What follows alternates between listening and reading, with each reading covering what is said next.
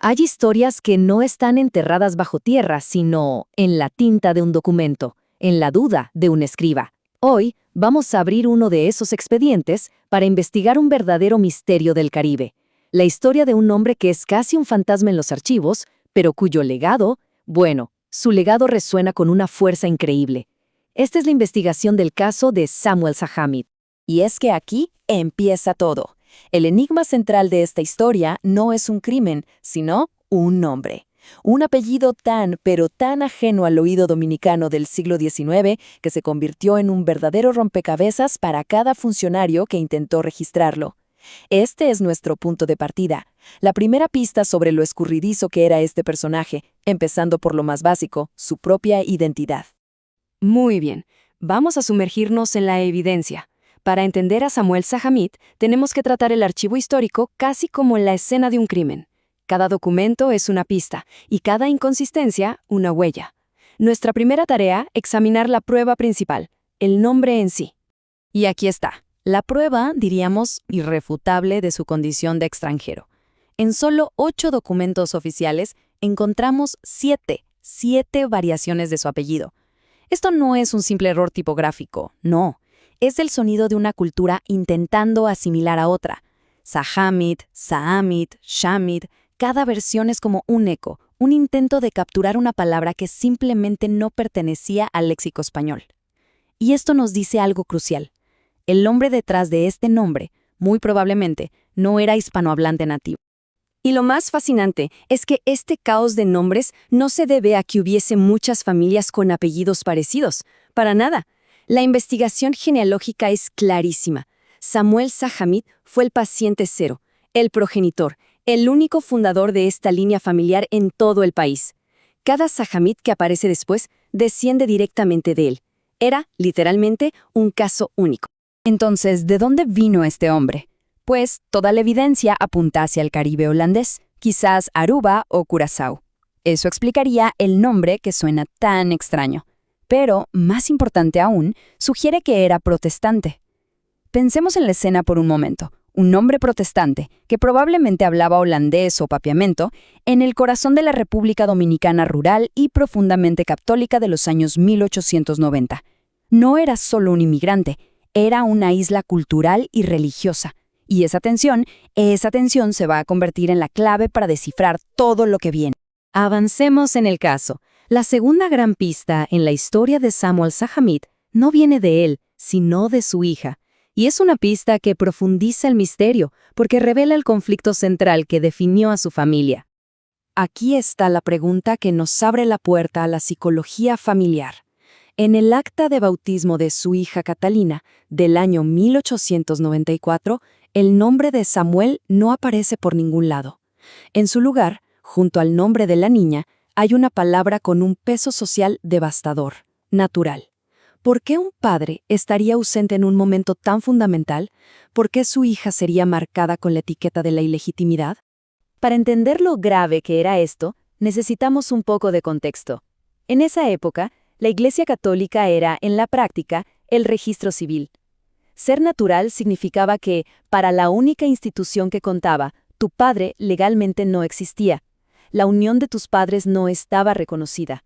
Por lo general, solo se nombraba a la madre católica, mientras que el padre, si no estaba casado por la Iglesia, quedaba simplemente borrado del registro. Pero la historia da un giro tremendo. Miren esta comparación. En 1894, en el pueblo rural de Cotuí, Catalina es hija natural. 34 años después, en 1928, cuando se casa en la mismísima Catedral Primada de América, el centro del poder social y religioso del país, el registro la declara hija legítima de Samuel Sahamid. ¿Qué pasó en esas 3 décadas? No es que se descubriera un matrimonio secreto, no, fue un cambio de estatus, un ascenso social tan monumental que la familia pudo, en efecto, reescribir su propia historia. Y aquí está el corazón del conflicto. La explicación más lógica es que Samuel, como protestante convencido, se negó a participar en los sacramentos católicos. No iba a doblegar la rodilla ante una fe que no era la suya. Ojo, esto no fue un acto de abandono, fue, muy probablemente, un acto de principios. Se mantuvo firme en sus convicciones, aunque eso significara ser invisible para el sistema religioso de su nuevo hogar. Y frente a la firmeza de Samuel estaba el pragmatismo de su esposa, María Brito. Ella fue el ancla católica de la familia.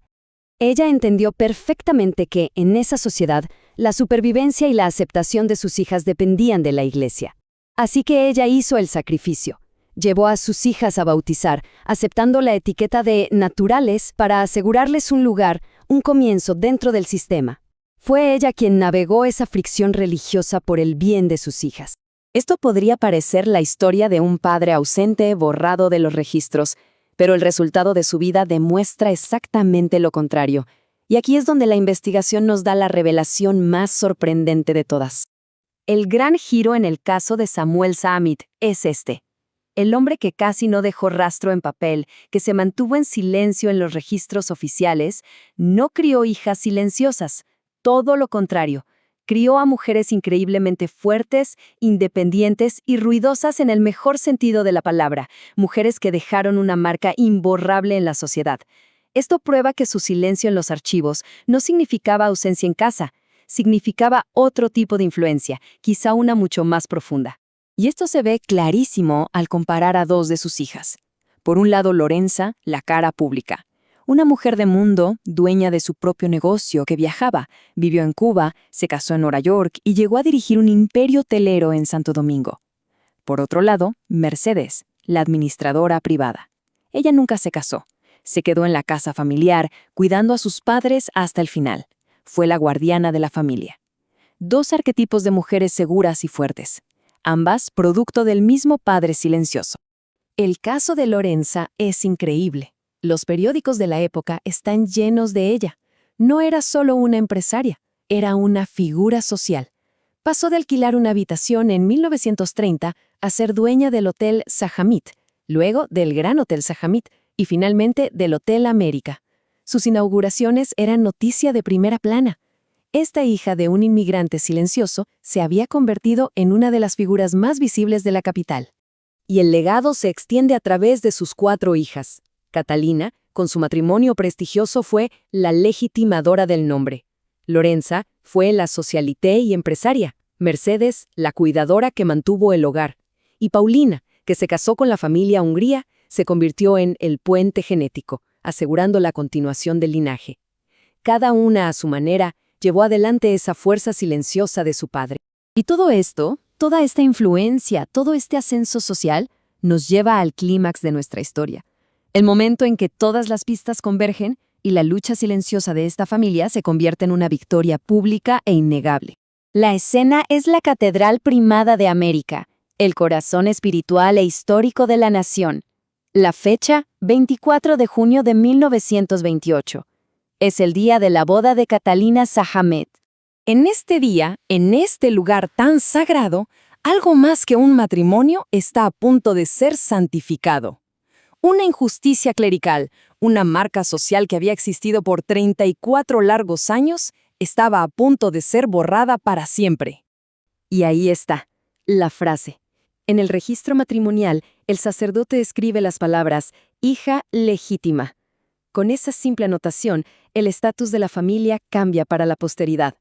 El nombre del padre, Samuel Sahamith, es finalmente inscrito junto al de su hija en el registro más importante de la Iglesia, validando su paternidad a los ojos de toda la sociedad. Entonces, el punto clave es este. No fue solo una corrección, fue una capitulación. La familia Sahamith, a través del éxito de Lorenza y el matrimonio de Catalina, había acumulado tanto capital social que la élite representada por la Iglesia no tuvo más remedio que reconocerlos. El nombre extranjero que una vez no supieron ni cómo deletrear, ahora se vieron obligados a legitimar. El inmigrante silencioso, a través de sus hijas, había ganado. Pero nos queda una última pieza en este rompecabezas. Un epílogo que cierra la cuestión final del legado de un hombre definido, precisamente por su nombre. Samuel Sahamith tuvo 4 hijas, pero ningún hijo varón que pasara el apellido a la siguiente generación. Entonces, la pregunta es obvia. Después de toda esta lucha por legitimar el nombre, ¿estaba destinado a desaparecer? Fue una victoria pírrica, donde el nombre fue reconocido justo antes de extinguirse. La respuesta es la prueba más conmovedora del impacto de este hombre. Su hija Paulina, después de tener 8 hijas, finalmente tuvo un varón. Y el nombre que le dio no fue el de su esposo, ni un nombre de santo. Lo llamó Samuel. Este acto final demuestra que Samuel Sahamid no fue un fantasma olvidado. Fue un patriarca amado, un padre cuya fuerza silenciosa dejó un legado tan ruidoso y poderoso que sus hijas no solo conquistaron la sociedad, sino que se aseguraron de que su nombre, el nombre del forastero, nunca fuera olvidado.